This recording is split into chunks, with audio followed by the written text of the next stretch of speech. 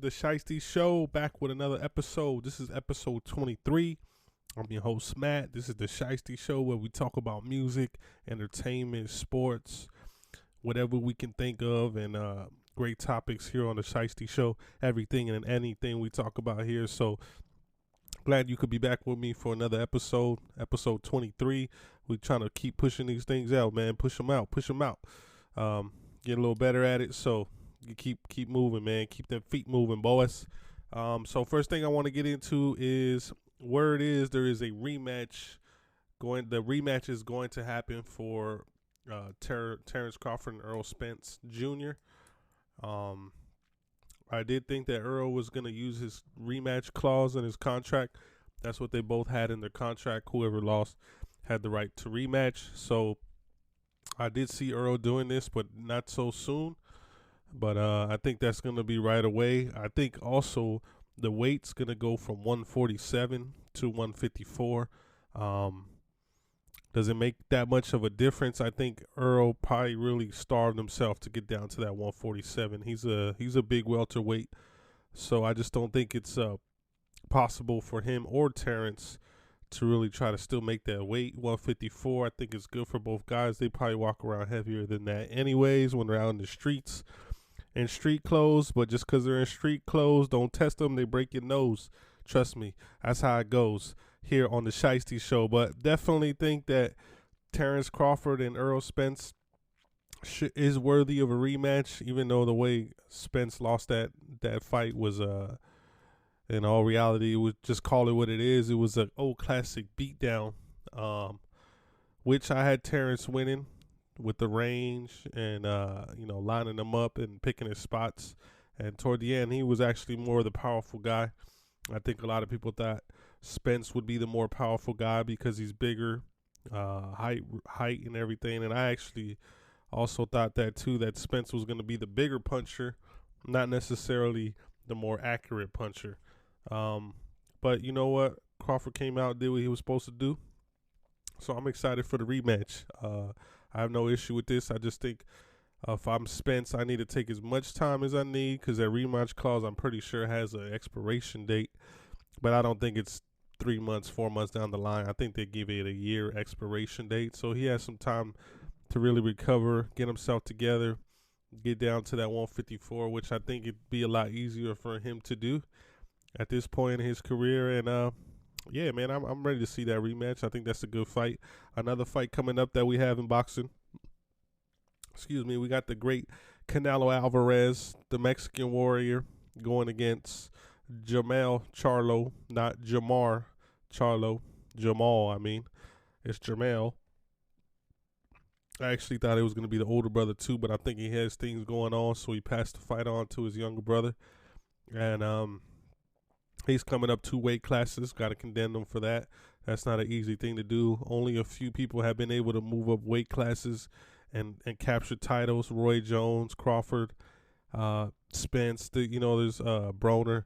These guys went up weights and took belts. So it is possible, but it is a tough thing to do.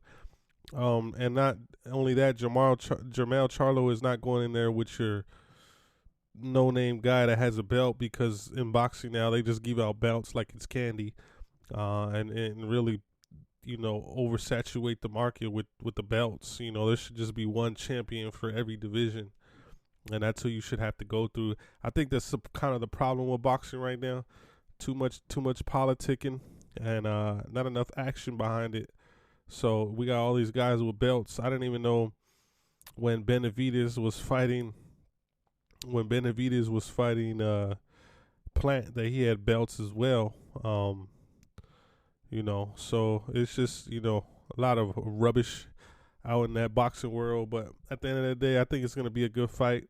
Do I see Jamal Charlo winning? I do not. I just don't think he has enough in the arsenal just yet to take someone out like Canelo, because you got to think, Jamal is coming up 2 weight classes. He is a big guy himself, 5'11", I believe, and probably walks around at 185. But you got to think this guy fights normally smaller guys at 154, and he's coming up to 168. Canelo's been hit by Bivol. He's been hit by Triple G. He's been hit by guys that spar heavyweights or even heavyweights themselves. So I just don't see Jermell Charlos on his first fight down at the 168 that he's gonna really carry that power like he should, and it should be fairly easy for Canelo. But I do see Charlo giving him a scrap if he decides just to go balls to the walls and let it fly. But in all honesty, that's exactly what Canelo wants you to do. He's a great power puncher, or not of late, but he is known to be a great power puncher. But we'll see how that one plays out. That's another fight coming up September 30th. Mark that on your calendars. We got that one September 30th coming up in the boxing world. Now let's get to some football news. First thing I've been wanting to talk about is this Deion Sanders news, man. I was praising Deion. I really like what he did at Jackson State. He really went there and made a statement and turned the football franchise around. Really, how they say, really put words and action behind his words. Walk the walk, talk the talk, I believe they say. And he really did that for that program. Turned them around, made them championship contenders there with his, first 2 years there, I believe. I think he was either 2 or 3 years there. Really turned that program around, really got him a lot of stuff. I just think in the end, what happened there, he was down with HBCUs, but saw how the school and people that might have said they were down to donate to the cause really didn't donate like they should, because before he left, he did say, a lot of people talking and they don't really do nothing, were his words. And I think that was kind of a shot to maybe celebrities that talk about changing the game and being black-owned businesses, black-owned everything. But when it comes time to putting your money where your mouth is, I think a lot of those people shy away from the challenge. And I think that's what Deion was referring to.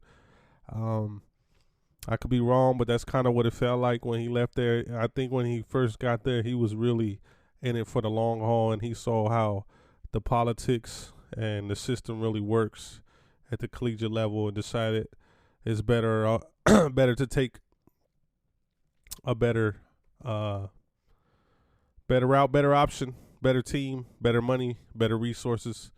At the end of the day, that's what it is, and it's a tiptoe the line, man, on how deep you're willing to get, and just didn't turn out what Jackson State wanted. But you know what? Congrats to Deion, man. He's out there doing his thing. He got Colorado its first win against TCU, a number 17 ranked team, was in the national championship game last year. So the runner-up, and for them to come out and win the game, and his son Shakir Sanders. I believe I'm butchering the name, man. My bad if I'm saying that wrong. But let's just call him Prime Time Son. He had two of them out there. One playing defense, had 10 tackles. His other son, that is quarterback of the Colorado Bills, he went out there, threw for 510 yards and 4 touchdowns on the day. Had a great day out there. Looked spectacular. Looked sensational. The words of Future, look sensational. Shout out to Deion. What I will say though is don't sleep on TCU. They came out and scored 42 points. The end of the game was 42-45, I believe. So it's not like Deion's team completely shut them out. It was a shootout of a game. His son showed up as quarterback. I think a lot of people were doubting him coming from Jackson State. Like I said, not the competition level, not the resources, not the big names, and not the TV time, what you call prime time. There at Jackson State, but you know what? He came, he performed, he showcased his talents, and shows that he's the real deal for game one. Let's not get too amped up here. This was only one game, but he definitely went out there and showed he has some talent, man. Congratulations to Deion Sanders and his family. I know that's a great win over there, and I'm gonna be keeping my eye. I'm not the biggest college fan. Like I've said here on this podcast before, I'm not the biggest college football fan, but I'm definitely going to keep an eye on that. I'm definitely going to keep an eye on Deion and his sons and what they're doing over there. Travis Hunter, they got the D on him for dog. Man playing both ways. I haven't seen that since Pop Warner football, when you had to wear the white socks because you played both sides of the ball. So That's what's up, man. He's out there doing the old school thing, showing out on offense, showing out on defense. Like, kind of throw it back like Prime, throw it back like Charles Woodson, some of those guys that play both positions. And it's great to see, man. So shout out to Colorado. I'll be keeping an eye on them boys. And we got good old fashioned NFL football coming up this Thursday. We got the Lions and the Chiefs game, prime time. Everybody's going to be watching that. My thoughts and predictions here. I think the Lions are going to be tough, man. I think Jared Goff is tough. I heard Chris Johnson is still holding out for Kansas City, their D tackle, their star D tackle. So he's out pretty much, I believe, for this game, unless they work some miracle and he flies in the next few hours. But other than that, I think it's going to be a great game. Both teams are going to challenge each other. I don't think the Lions are a walkover team like they used to be in past seasons. They are the only team to go 0-16, but I do think that they're turning it around here with Jared Goff. He's definitely, after his first year, he went to Detroit. He didn't really play too well, but you know what? These last couple seasons, he's really turned it on, man, especially at the end of last season when them guys started 0-6, I believe, and ended up winning the last 8 of 10 games. So, they're up there, man. They're going to be sharp. They're going to look nice. They got everything they need to compete. Jared Goff playing well. I think it's going to be a shootout. I think KC ends up pulling it out in the end, but I'm going to say 24-28 Kansas City. They got Patty Mahomes. He's my fantasy quarterback, so I want him to have a big day, even though he's in my division and I hate him.